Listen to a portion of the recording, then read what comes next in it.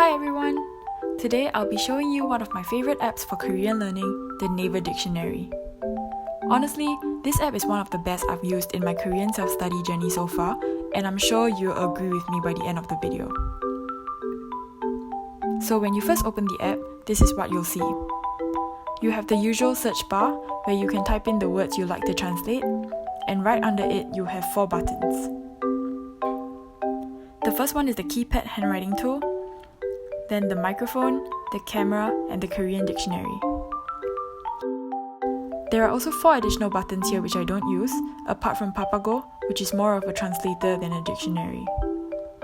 I usually use Papago when I want to translate paragraphs instead of singular words or sentences. Scrolling down, you'll see the app segmented into a few main components. Namely, they are the TOPIK Vocabulary, Study Korean, Today's Conversation, Today's Word, the Audioclips, Today's Korean Food, and finally some additional tips and resources right at the end. So let's jump right into the individual segments. So first up, we have the TOPIK Vocabulary. This segment is focused on the vocabulary that will be tested during the TOPIK test, and you can select between the Beginner and Intermediate tab. When you click on it, it opens the vocabulary list for each segment. As you can see here, for Beginner there are a total of 7 lists, with 300 words in list 1 to 6 and 153 words in list 7. If you switch over to Intermediate, you can see that there's a total of 14 lists instead. This is a really convenient way to expand your vocabulary on the go. You can simply select the list you like to study, click on Store the Selected, and there you have it. It will be added into your wordbook list. So let's move on to the wordbook list. Over here, it shows you the number of words you've added into your wordbook list and how many of which you have studied or memorized. You can work your way through the list of vocabulary, and after you've learned each one, click on the checkbox to indicate that it has been memorized. You can also add notes to each individual word in case you have anything you want to come back to or research further. Finally, there's also a quiz function where you can test yourself on what you have learned via the multiple choice questions. The next section in the app is the Study Korean section. In this section, you'll see a new video uploaded every day. The video content here comes from Talk to Me in Korean, or TTMIK, and in a nutshell, you're learning Korean with the segment From a Drama in this component. When you click on the video, it opens up the VLive app. So do make sure that you have the app already installed so that you get the full experience. After a short introduction, they played a segment of the drama with the subtitles on, and then dissect what was being said. The team from Talk to Me in Korean will go through the vocabulary, grammar, and sentence structures used. If it's a colloquial slang, they give you context to it too. I find it really helpful, as some of these are informal expressions that textbooks don't teach you. Moving down the list, we have Today's Conversation. And let me tell you, this is really a whole study package on its own. Similar to Study Korean, this is updated on a daily basis.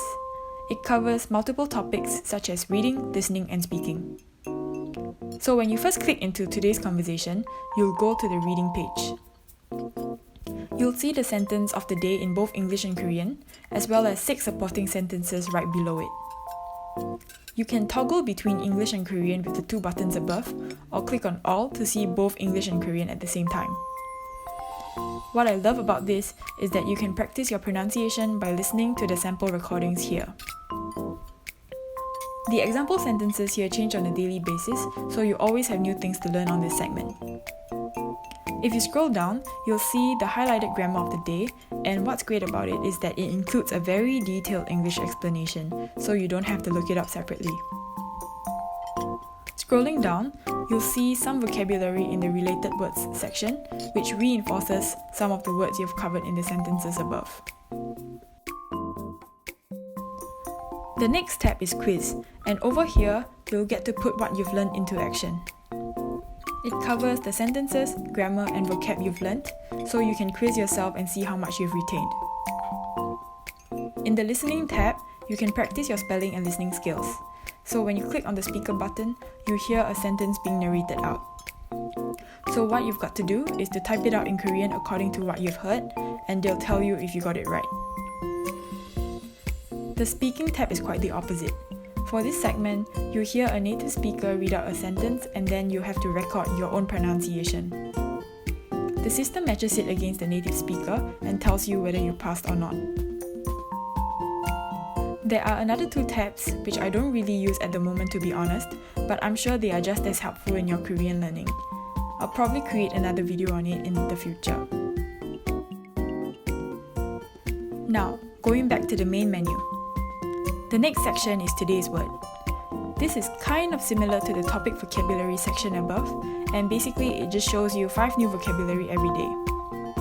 The English translations are right below, so even if you don't have time for heavy learning, you can at least pick up 5 new words just by swiping through it.